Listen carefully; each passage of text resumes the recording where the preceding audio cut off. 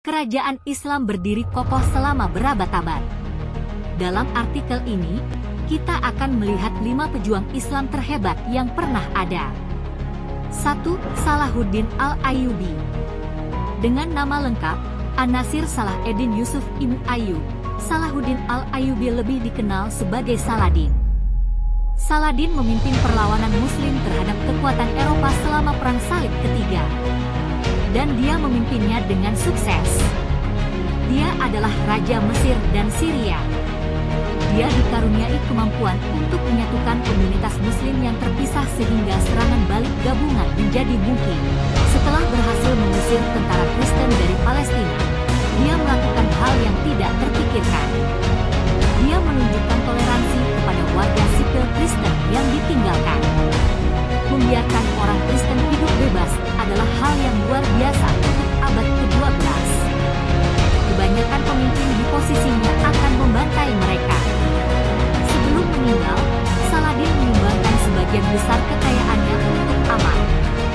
Dia mengajarkan bahwa pejuang Islam harus dermawan dan penyayang. 2. Malik Ambar. Kisah Malik Ambar memang luar biasa. Dijual sebagai budak anak, ia akhirnya akan menjadi salah satu komandan militer paling sukses di India. Dia berasal dari India, tapi orang tuanya menjualnya ke pedagang Islam di India. Ketika dia tumbuh dewasa, dia mengumpulkan pasukannya sendiri dan memimpin mereka menuju kemenangan berkali-kali.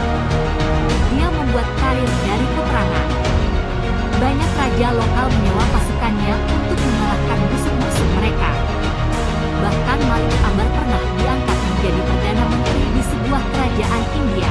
Dia dikenal luas karena pertempurannya dengan kerajaan Mughal. 3. Osman I adalah pemimpin sekelompok pejuang Islam yang mendirikan Kekaisaran Ottoman. Kesultanan Utsmaniyah berkembang pesat dan berdiri lama. Faktanya, Kesultanan Utsmaniyah berdiri selama lebih dari 6 abad dan hanya menemui ajalnya setelah Perang Dunia Pertama. Dan semuanya dimulai dengan Osman I. Dia adalah pemimpin suku nomaden yang memutuskan untuk mendirikan semacam kerajaan. Dia mengambil keuntungan dari sejumlah besar pejuang Islam yang melarikan diri dari penimbunan Mongol yang melanggar batas. Dia juga memanfaatkan kekuatan Kekaisaran Bizantium yang menurun dengan cepat, melompat pada kesempatan untuk merebut lebih banyak dan lebih banyak wilayah mereka. Ini menggerakkan rantai peristiwa yang akan berakhir di Kekaisaran Ottoman mencaplok hampir semua tanah yang dulunya Bizantium. 4.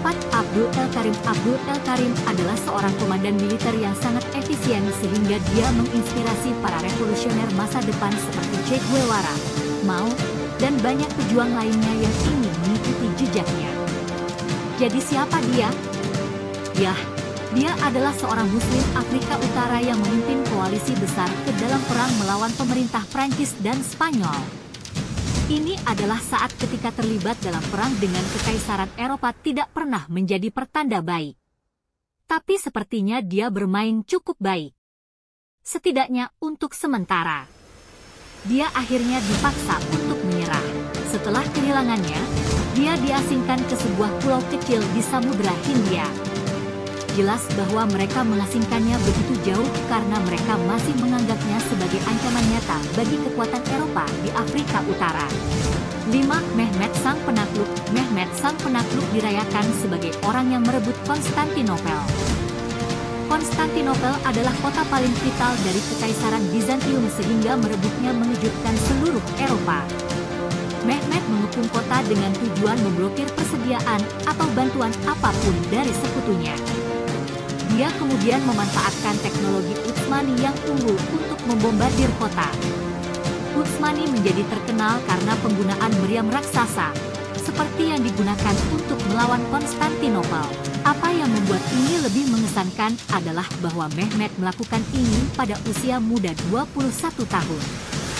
Jatuhnya Konstantinopel membuka jalan bagi ekspansi Utsmaniyah ke Eropa, ketika para pejuang Islam menyapunya.